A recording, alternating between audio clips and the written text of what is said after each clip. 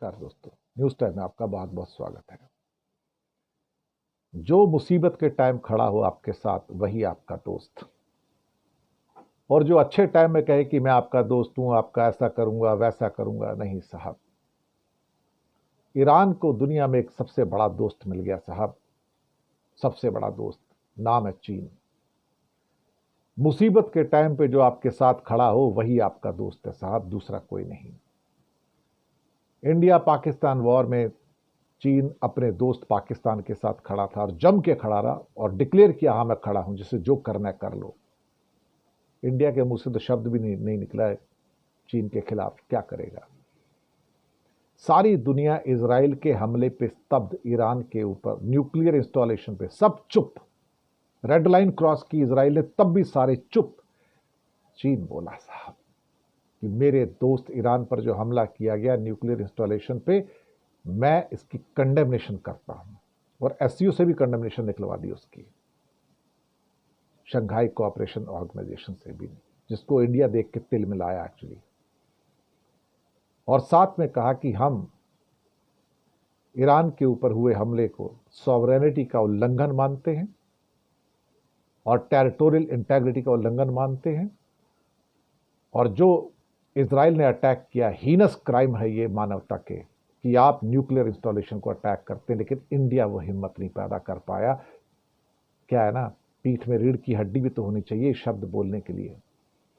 और आज के बाद देखेंगे, जब ये जंग खत्म हो जाएगी कभी ना कभी, तो आज नहीं तो कल नहीं तो परसों, ईरान और इजराइल की जंग तो खत्म होगी। आप देखेंगे कि ईरान पूरी तरह से इजराइल अपना चीन की ओर मुड़ के चला जाएगा। मुझे कोई इसमें डाउट नहीं कि वो चाबहार पोर्ट जो इंडिया ने हजारों करोड़ की लागत से लगाया, वो भी उठा के चाइना को दे देगा, तू मैनेज कर इसको भाई, इंडिया के बस की कुछ नहीं, मैं इंडिया पे डिपेंड नहीं कर सकता। ये शायद होने भी जा रहा है, मैं आपको बताऊं।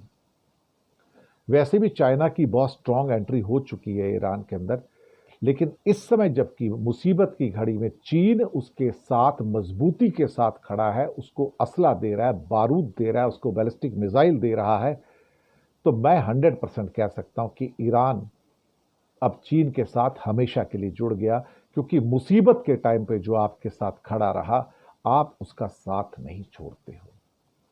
और ये जो नया त्रिकोण बना है रशिया का, चीन का और ईरान का, ये मुझे लगता है कि दुनिया का एक ऐसा मजबूत त्रिकोण बन गया, जो ऊपर टॉप यूरेशिया से लेकर और नीचे एशिया तक, जहां पर एक किस्म से कहा जाए तो तेहरान के जो बंदरगाह हैं, तेहरान के जो ऑयल है, तेहरान की जो गैस है, उसको अब ओपनली चाइना यूज करेगा और शायद वहां से मिनरल्स भी लेगा और अपना गठबंधन चाइना के साथ मजबूत करेगा। हाँ, अगर कोई इस वॉर के अंदर लूजर है यहां पर, तो वो इंडिया है इस समय, कि India has lost the Iran. और इंडिया के मोदी साहब ने नेतन्याहू से बात की, लेकिन उनके पास फुर्सत नहीं थी कि वो अयतुल्ला खमनई या उसके प्रेसिडेंट मसूद पेजेश्किन से बात तो कर लेते कम से कम। वो बात नहीं की उन्होंने। Diplomatically we have lost here, we have lost here. शुक्रिया आपका।